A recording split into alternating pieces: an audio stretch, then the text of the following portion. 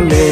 তুই পরের বাহু ডোরে আমার ভেতর যাচ্ছে পুরে তুই হিনা এই আমিটা তিলে তিলে যাচ্ছে মোরে আমার পুরুষে পুরুক বুক তুই কুরারে তোর সুখ তবু মরার আগেও আমি দেখবো না রে তোর মুখ আমার মৃত আত্মাটা তোরে ডাকবে একদিন খুব আমি দেখবো সেদিন তুই ওরে কেমনে রবি চুপ